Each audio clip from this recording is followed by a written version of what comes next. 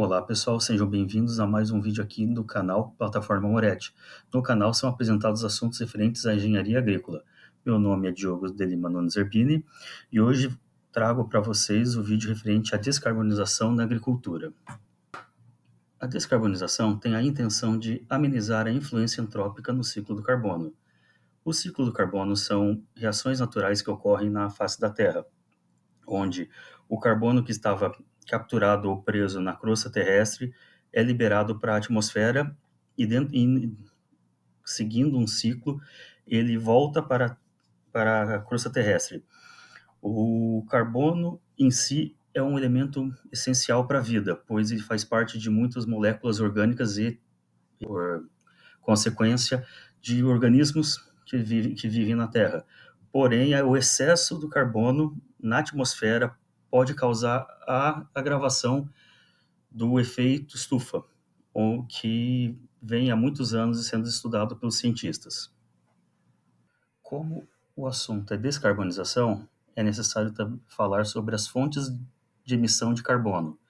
As fontes de emissão de carbono na agricultura são provenientes de várias atividades comuns ou atividades que acabam, por consequência, aumentando a liberação do carbono ou de elementos que contêm carbono na atmosfera. Uma dessas emissões é o uso de combustíveis fósseis em maquinário. Para a função normal de muitas atividades dentro das fazendas, é necessário o uso de maquinária agrícola durante o plantio, durante a pulverização, durante a semeadura das culturas, dependendo da unidade da fazenda, o transporte de animais, o transporte de alimento para os animais. Todas essas atividades utilizam um maquinário agrícola e, por consequência, utiliza os combustíveis fósseis para a atividade em si. Quanto mais esse maquinário é utilizado, mais combustível fóssil é queimado, mais monóxido de carbono e dióxido de carbono é liberado para a atmosfera, sendo uma grande fonte de emissão de carbono para a atmosfera. Outra fonte de emissão de carbono são os ruminantes, que durante o processo fermentativo no estômago deles há a liberação de metano. Principalmente são arrotos ou até flatulências desses animais em uma grande quantidade no espaço fechado. Isso acaba sendo um volume considerável enviado para a atmosfera. Também, durante o processo de abertura de novas áreas para cultivo, há a emissão de carbono para a atmosfera, de diferentes formas. Uma, como já foi dito, com a parte do equipamento agrícola ou das máquinas, motosserras que são utilizadas.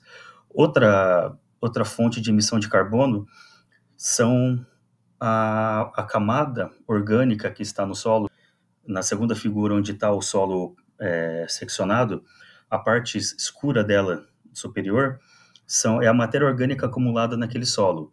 Quando esse solo é exposto à atmosfera, quando ele é cortado, quando ele é revolvido, quando a massa de matéria das árvores, das plantas que estão em cima dele são retiradas, essa matéria orgânica começa a ser decomposta. Durante o processo de decomposição da matéria orgânica, há a liberação de gás carbônico também para a atmosfera, que é uma fonte muito alta, principalmente quando o solo tem uma alta quantidade de matéria orgânica, principalmente em solos que têm embanhado ou próximo de lugares com bastante água. A matéria orgânica é acumulada naquele solo e ela não é decomposta. Uma vez que esse solo é drenado ou ele é retirado toda a proteção dele, essa matéria orgânica é decomposta e o gás carbônico é liberado para a atmosfera, aumentando bastante a emissão de monóxido e dióxido de carbono para a atmosfera.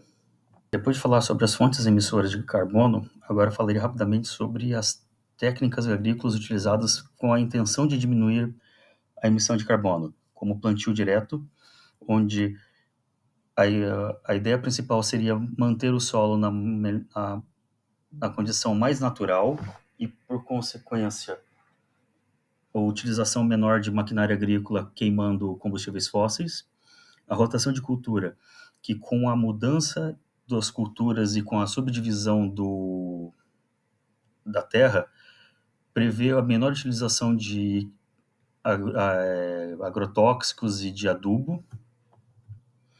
Os programas integrados de manejo, como o MIP, que faz o manejo integrado de pragas, e o manejo integrado de plantas daninhas, que estudam a biologia das plantas daninhas, como elas atuam, qual é o ambiente ideal para elas, e assim é traçado um plano de manejo para que seja utilizado formas químicas, não químicas, físicas, para o controle dessas pragas.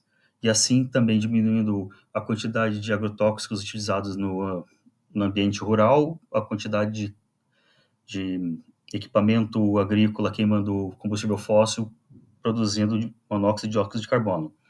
Outra atividade que prevê a menor produção de gás carbônico seria a agrofloresta, onde ela acaba tentando imitar as funções naturais das florestas, só que com a intenção da produção agrícola. Então, é utilizado plantas frutíferas, plantas arbustivas, hortaliças, culturas anuais, todas elas estariam sendo plantadas em conjunto, porém respeitando a sua biologia e assim tendo uma produção maior num espaço menor, também diminuindo a utilização de maquinária agrícola e de agroquímicos. Agora vamos falar sobre as tecnologias de descarbonização da agricultura. Dentro dessas tecnologias existem os biodigestores. Os biodigestores são câmaras de fermentação anaeróbia que recebem rejeitos sólidos quando misturados com água, ou líquidos ou pastosos. Dentro dessa câmara de fermentação, há a produção de metano, que após pode ser transformada em biocombustível, porém a queima do próprio metano produzido pela fermentação anaeróbia é suficiente para ser queimado por geradores de energia e assim alimentar a fazenda ou uma pequena comunidade, dependendo do tamanho do biodigestor e da produção de metano que ele acaba provendo. Dentro da parte de fermentação aeróbia, existem as compostagens ou as composteiras, que elas utilizam os rejeitos sólidos das atividades agrícolas para produzir biofertilizante. Os biodigestores também produzem biofertilizante, porém, se o produto original não for líquido ou pastoso, a fermentação anaeróbia não acontece. Na compostagem, ao contrário, o rejeito ou o produto que vai ser utilizado precisa ser sólido. Normalmente é utilizado restos de alimentos ou restos da produção agrícola para fazer essa compostagem.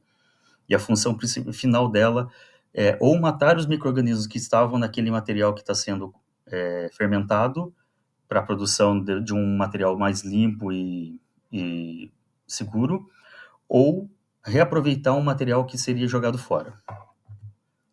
Também existem as energias renováveis, como a energia eólica, a energia solar, que transformam o poder,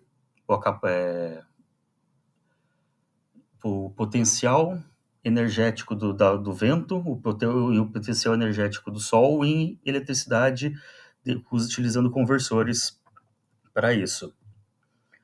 Dentro da energia renovável, também existe a energia hidrelétrica, que transforma a energia cinética da água em energia elétrica. E daí, como tinha dito, o biogás pode ser utilizado, que seria o metano, pode ser utilizado como fonte de combustível para um gerador de energia e assim alimentar uma fazenda ou pequenas comunidades. A vantagem do biogás é que o carbono que vai ser liberado para a atmosfera durante a sua queima, Na verdade, ele foi fixado da própria atmosfera pelas plantas ou pelas culturas que você está usando durante a biodigestão, o que é uma grande vantagem para diminuir a emissão diminuir novas fontes emissoras de carbono.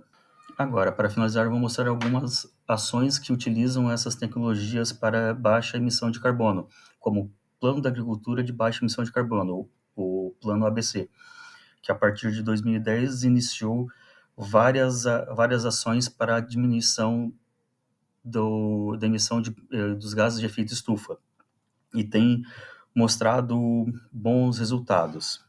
E ainda existem novos adendos até 2040 para a melhoria desses processos. Também existem as baterias gravitacionais, que são uma tecnologia relativamente recente, onde o excesso da energia solar ou eólica produzida ergue em pesos que armazenam a energia gravitacional e que, conforme é necessária, esses pesos são baixados e isso gera energia em dínamos que retornam a energia armazenada para o sistema. Também aqui uma notícia do Paraná mostrando onde os suinocultores estavam usando biodigestores para produzir energia a partir dos dejetos dos animais, o que é uma utilização racional e ecológica desse material que está sendo produzido de forma passiva. Também existem artigos mostrando a vantagem de plantio direto e o uso de culturas em consórcio, como forrageiras e culturas arbóreas, para melhoria da qualidade do solo. E, concluindo, as tecnologias para descarbonização da agricultura, elas reduzem as emissões dos gases de efeito estufa, elas melhoram a saúde do solo e a biodiversidade da região, e também podem produzir um incremento na renda dos produtores rurais, com práticas mais eficientes ou com um gasto menor energético. Muito obrigado.